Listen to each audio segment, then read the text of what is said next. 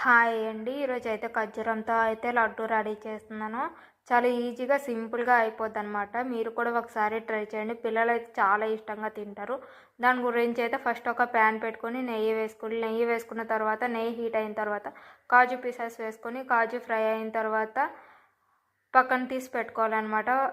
Next అదే ప్యాన్లో అయితే కొంచెం బాదం పీసెస్, కొంచెం పచ్చి కొబ్బరి కూడా వేసుకొని బాగా ఫ్రై చేసుకొని పక్కన తీసి పెట్టుకోవాలి. నెక్స్ట్ అదే ప్యాన్లో అయితే కొంచెం వాటరు, కొంచెం బెల్లం కూడా వేసుకొని, కొంచెం షుగర్ కూడా వేసుకొని పాకం రానివ్వాలి. పాకం వచ్చిన తర్వాత అయితే కొంచెం యాలక్కాయ పొడి వేసుకొని కలుపుకోవాలి. కలుపుకున్న తర్వాత ఫస్టే కట్ చేసి పెట్టుకున్న ఖర్జూరం కూడా వేసుకోవాలి. అన్నీ బాగా మిక్స్ అయ్యేటట్టు కలుపుకోవాలన్నమాట. కలుపుకున్న తర్వాత అయితే ఫస్టే ఫ్రై చేసి పెట్టుకున్నాం కదా కాజు, బాదం, పచ్చి కొబ్బరి కూడా వేసుకొని అన్నీ బాగా మిక్స్ అయ్యేటట్టు మిక్స్ చేసుకోవాలన్నమాట.